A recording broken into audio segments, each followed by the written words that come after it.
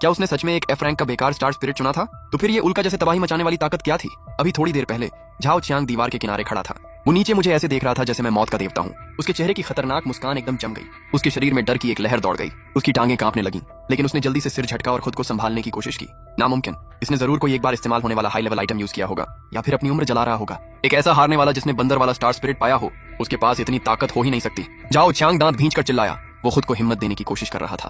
थोड़ी दूर खड़ी लिंग शुआई भी अब गंभीर हो गई थी। वो मेरे शरीर के चारों तरफ घूम रही उस लाल आभा को ध्यान से देख रही थी। पता नहीं क्यों उसके दिल में एक अजीब बेचैनी उठी। वो खुद एक SSS rank mythic star spirit वाली अवेकनर थी। उसकी अंदर की समझ उसे साफ बता रही थी कि ये लाल ताकत बहुत खतरनाक है, इतनी खतरनाक कि उससे खुद उसे हल्की कंपी होने लगी। दीवार के नीचे के राक्षसों को इंसानों जैसी समझ नहीं थी। उन्हें बस खून की तेज गंध आई और वो फिर से पागल हो गए। सैकड़ों काले भेड़िए जो आकार में बख्तरबंद गाड़ी जितने बड़े थे, एक साथ मेरी तरफ टूट पड़े। मैंने बस एक मुक्का मारा। उस मुक्के से निकली हवा इतनी तेज थी कि सामने की हवा में एक सफेद रास्ता सा बन गया। उस रास्ते में आए दर्जन भर काले भेड़िए सीधे मांस के टुकड़ों में बदल गए। फिर मैंने घूमकर एक किक मारी। लाल रंग की एक लहर जमीन पर ऐसे दौड़ी जैसे मौत की दरांती चल गई हो। एक ही बार में दर्जनों राक्षस दो हिस्सों में कट गए। मेरे हर मुक्के में, मेरी हर किक में सिर्फ एक ही चीज थी, पूरी तबाही। दीवार पर खड़े लोग सुन्न होकर मुझे देख रहे थे। जो राक्षसों की भीड़ अभी तक सेना को रोक रही थी, जिसे रोकने के लिए भारी गोलीबारी करनी पड़ रही थी, वही भीड़ अब मेरे सामने कागज के खिलौनों जैसी लग रही थी। सिर्फ आधे मिनट में, हाँ सिर्फ आधे मिनट में मैंने दीवार के नीचे 100 मीटर का पूरा इलाका खाली कर दिया। उस घेरे के अंदर हर तरफ कटी हुई लाशें, टूटे हुए शरीर और बहता हुआ खून था। जो राक्षस अभी तक पागल होकर हमला कर रहे थे, अब वही डर से सिसक रहे थे। उनकी पूंछ अंदर थी और वो पीछे हट रहे थे। कोई भी उस लाल मौत की रेखा के अंदर कदम रखने की हिम्मत नहीं कर रहा था। दीवार पर खड़े लोगों ने जोर से निगला। अब वो मुझे मजाक की तरह नहीं देख रहे थे, अब वो मुझे एक असली राक्षस की तरह देख रहे थे। ये सच में एफ रैंक है? इसने तो स्टार स्पिरिट स्किल भी नहीं इस्तेमाल की। ये तो सिर्फ शरीर की ताकत से पूरी बीस्ट टाइड को अकेला रोक रहा है। ये इंसान नहीं, इंसान के रूप में कोई दानव है। मैं रुका। मैंने अपने हाथ से राक्षसों का खून झटका। फिर मैंने गहरी सांस ली। खून की गंध से भरी हवा मेरे अंदर गई। 10x का योकिंग का दबाव मेरे शरीर पर साफ था। मेरी मांसपेशियां हल्का कांप रही थीं, लेकिन उसी के साथ मेरे अंदर का सयान खून और ज्यादा उबल रहा था। मैंने थोड़ा झुककर घुटने मोड़े। फिर मेरी नजर सीधे ऊपर दीवार पर खड़े झाओ चियांग पर टिक गई। मैंने कहा था, मेरे सवाल का जवाब दो। धड़ाम! मेरे पैरों के नीचे की जमीन फट गई। वहां 3 मीटर से भी गहरा गड्ढा बन गया, जैसे कोई मिसाइल अभी अभी लॉन्च हुई हो। मैं सीधा हवा चीरता हुआ ऊपर उछला।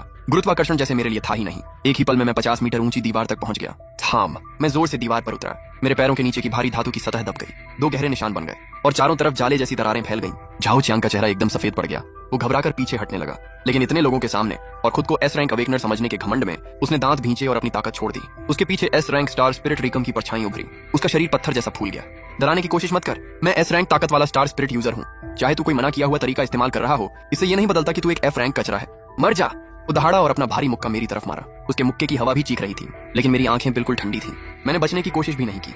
मैंने बस धीरे से अपना बायां हाथ उठाया और चटाक, उसका पूरा ताकत वाला मुक्का मेरी हथेली में आकर रुक गया। वो कहता था कि उसका मुक्का बख्तरबंद गाड़ी तोड़ सकता है, लेकिन अब चाहे वो कितनी भी ताकत लगा ले, उसका हाथ 1 इंच भी आगे नहीं बढ़ पाया। उसका चेहरा लाल हो गया, नसें फूल गईं, लेकिन कोई फायदा नहीं हुआ। उसकी आंखों में पहली बार असली डर दिखा। ये कैसे हो सकता है?